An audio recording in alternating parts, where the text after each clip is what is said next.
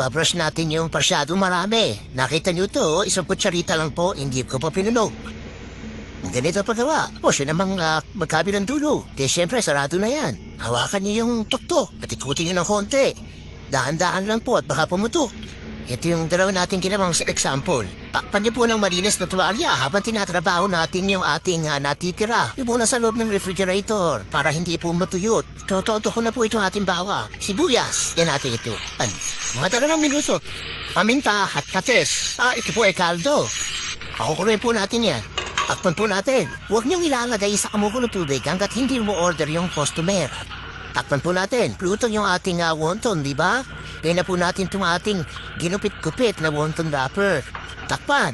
Ang gandang tignan, no? O bago niyo hamuin, lagyan na po natin ng sibuyas na mura. Yung iba po naglalagay ng katitik na gatas para creamy ang dating at pumuti-puti ang sabaw. O maglagay